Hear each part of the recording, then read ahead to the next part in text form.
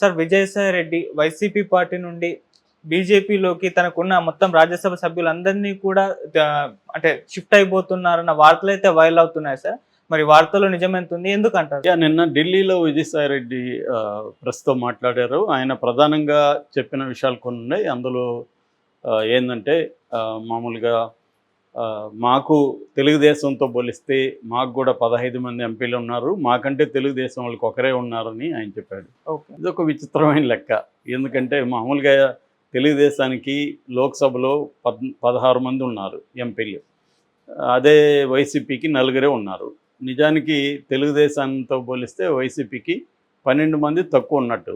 కానీ ఈయన ఒకరే తక్కువ ఉన్నారు మాకు వాళ్ళకి పోలిస్తే అన్నాడు. ఎట్లా అన్నాడంటే రాజ్యసభలో ఉండే 11 మందిని కూడా ఇట్లా కలుపుకున్నాడు. నిజానికి రాజ్యసభలో 11 మంది ఉన్నా 20 మంది ఉన్నా గవర్నమెంట్ ఫామ్ చేయడానికి లోక్సభ ఎంపీలే కౌంట్ అవుతారు.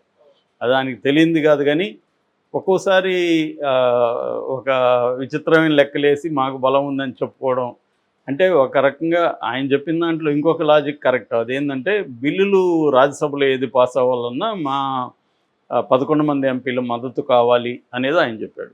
సో అసలు ఈ లెక్కలు ఎందుకు చెప్పాడు అనేదానికి 2 వెర్షన్లు ఉన్నాయి. ఒకటేమో వైసీపీ ఈ ఎన్డీఏలో చేరడానికి ఉత్సాహం చూపిస్తుంది, ఇండైరెక్ట్గా మోడీకి సిగ్నల్స్ పంపింది అనేది ఒక లెక్క. ఎందుకంటే వైసీపీకి ఇప్పుడు కేంద్రం యొక్క సపోర్టు ఆశీస్సులు అవసరం. ఎందుకంటే చంద్రబాబు చాలా దూకుడుగా ఉన్నాడు. సో ఒకవేళ రేపు చంద్రబాబు మోడీ దగ్గర కూడా డిమాండ్ చేసే అవకాశం ఉంది. జగన్ని మీరు సిబిఐ ఈడీ కేసుల్లో జైలుకి పంపించండి అని.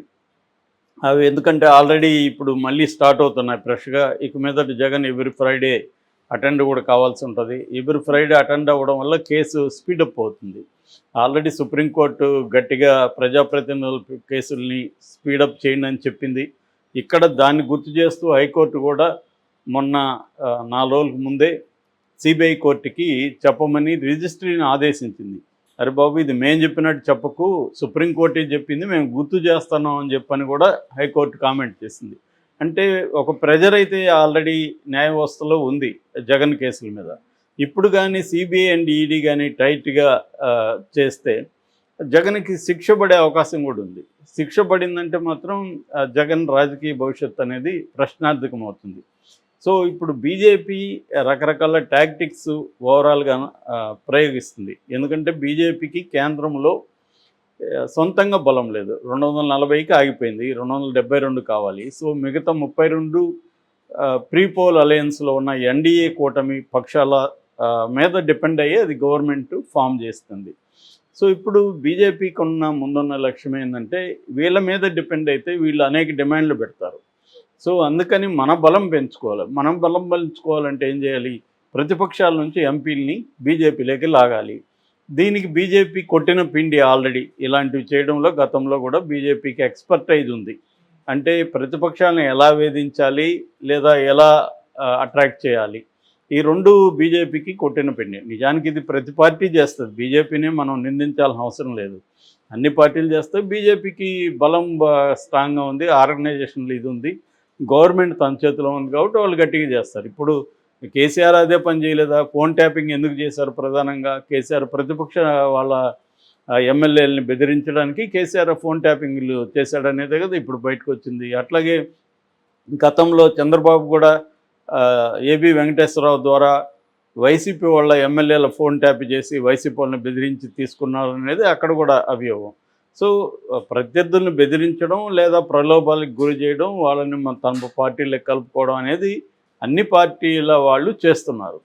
సో ఈ క్రమంలో బీజేపీ చాలా ఆర్గనైజ్డ్గా చాలా ఎఫిషియెంట్గా చేసింది. ఇప్పుడు అదే పని బీజేపీ చేయబోతుంది. ఆల్రెడీ ఉత్తరప్రదేశ్లో 6 మంది ఎంపీలని గుర్తించింది బీజేపీ. 6 మంది ఎంపీలు వచ్చి ఇండియా కూటమికి చెందిన వాళ్ళు. సో ఈ 6 మంది ఎంపీల మీద కేసులు ఉన్నాయి, 2 ఏళ్ల కంటే ఎక్కువ జైలు శిక్ష పడే కేసులు ఉన్నాయి. దాన్ని ఇప్పుడు మళ్ళీ బయటకు తీస్తున్నారు. సో వాళ్ళ మీద ప్రెజర్ స్టార్ట్ చేస్తున్నారు. ఆ 6 మందిని ఇటు లాగాలనేది బీజేపీ ప్లాన్. సో ఈ ప్రెజర్కి ఖచ్చితంగా సరెండర్ అయ్యే పరిస్థితి ఉంది. అంటే ఇక్కడ ఏమంటే బీజేపీ ఇండియా కూటమి 2 కూడా తమ వైరి అపోజిషన్ పార్టీలో ఉండే ఎంపీలని తమ వైపు లాక్కోవడానికి ట్రై చేస్తారు. ఇండియా కూటమికి లేని అడ్వాంటేజీ బీజేపీకి ఉంది. ఎందుకంటే బీజేపీ పవర్లో ఉంది కాబట్టి ప్రెజర్ చేయగలుగుతుంది. ఇండియా కూటమి లూరు చేయగలుగుతుంది కానీ ప్రెజర్ చేయలేదు. సో అందుకని మోడీ ఇప్పుడు ఈ టాక్టిక్స్ ప్లే చేస్తున్నాడు. ఇదే టాక్టిక్స్ జగన్ మీద కూడా ప్లే చేసే అవకాశం ఉంది. జగన్ మీద అవసరం లేదు నిజానికి, జగన్ రెడీగా ఉన్నాడు. అందుకని బాబు నేను రెడీగా ఉన్నాను, నువ్వు పిలిస్తే నేను వచ్చేస్తాను అన్నట్టుగా మన విజయసాయి రెడ్డి ప్రకటించినట్టుగా మనం అర్థం చేసుకోవచ్చు. దాన్ని బలాన్ని ఇలాగా ఒక ఫేక్ సంఖ్యతో చెప్పి 15 అనేది కరెక్టే, కానీ 15 అనేది లోక్సభ కాదు కదా, రాజ్యసభలో 11 మెంబర్స్ ఉన్నారు. అదొకటి. రెండవ ప్రయోజనం ఏంటంటే ఈ 11 మందిలో అంటే ఇంక్లూడింగ్ విజయసాయి రెడ్డి 11 మంది కూడా బీజేపీలోకి జంప్ అయ్యే అవకాశం ఉంది. ఓకే. సో రాజ్యసభ సభ్యులను కూడా వాళ్ళు లాగేసే అవకాశం ఉంది. ఇటు 11 మంది కానీ అటు వెళ్ళిపోతే ఇంకా బీజేపీని ప్రెజర్ చేయడానికి జగన్ దగ్గర ఏమి ఉండదు. ఓన్లీ 4 ఎంపీలు ఉంటారు. వాళ్ళల్లో కూడా ఒక ఎంపీని, అరకు ఎంపీని వాళ్ళు లాగేసే అవకాశం ఉంది. అప్పుడు ఇంకా వీక్ అయిపోతాడు జగన్. అందుకని కూడా వీళ్ళు ముందే నువ్వు లాగాల్సిన అవసరం కూడా లేదు, మేమే నీకు సపోర్ట్ చేస్తాం బాబు, మమ్మల్ని లాగద్దు, మమ్మల్ని ఇబ్బంది పెట్టద్దు అని మోడీకి సిగ్నల్ ఇచ్చారా అనేది రెండవ వెర్షన్. మూడో వెర్షన్ ఏంటంటే అసలు ఇదంతా కూడా విజయసాయిరెడ్డి ఆడుతున్న డ్రామా. విజయసాయిరెడ్డి బీజేపీలోకి వెళ్ళిపోయే అవకాశం ఉందని, అంటే ఇప్పుడు రోజా వెళ్ళిపోతుందని ఒక వార్త వచ్చింది. అట్లాగా మెల్లమెల్లగా, ఎందుకంటే ఇప్పుడు వైసీపీలో ఉండి చాలా స్ట్రాంగ్గా తెలుగుదేశం వైపు పోరాడిన వాళ్ళందరూ కూడా తెలుగుదేశంలోకి వెళ్ళే అవకాశం లేదు, జనసేనలోకి వెళ్ళే అవకాశం లేదు. ఇంకా వాళ్ళకు ఉన్నది బీజేపీని. అప్పట్లో కూడా తెలుగుదేశం నుంచి కూడా బీజేపీలో చేరింది ఇదే పర్పస్సే. బీజేపీలో ఉంటే జగన్ వాళ్ళ జోలికి రాడని. అందుకనే జగన్ వాళ్ళ జోలికి రాలేదు.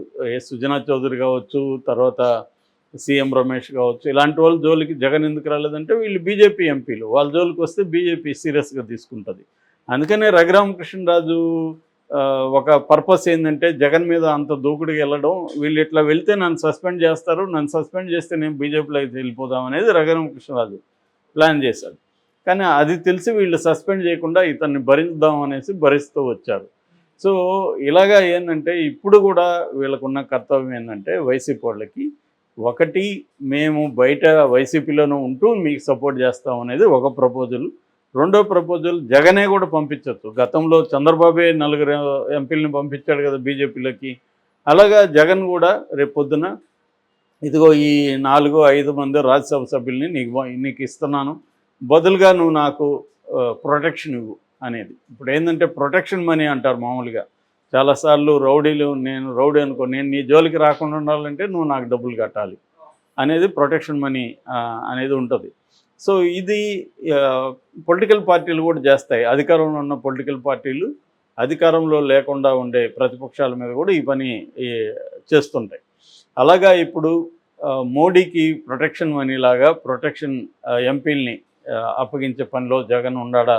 ఎందుకంటే జగన్ అన్నిటికంటే కూడా జగన్కి ఇప్పుడు ప్రయారిటీ ఏంటంటే తను సర్వే అయ్యి బయట ఉండడం. జైలుకి వెళ్ళిందంటే ఖచ్చితంగా వైసీపీ కకావికలం అయిపోతుంది. ఆల్రెడీ జగన్ మీద విమర్శలు తీవ్రమైనవి. జగన్ కూడా అలాగే బిహేవ్ చేశాడు. నేను జగన్ వర్సెస్ జనం అన్న ఒక నెరేటివ్లోనే జగన్ ఉండిపోయాడు తప్ప జగన్ ఒక పార్టీలో ఉన్నాడు అనేది మామూలుగా రీజనల్ పార్టీలు అన్నింటిలో కూడా సింగిల్ ఫ్యామిలీ కావచ్చు, లేదా సింగిల్ ఇండివిజువల్ కావచ్చు, వాళ్ళ నాయకత్వంలో ఉంటాయి. ఇక్కడ కేసీఆర్ అయినా, అక్కడ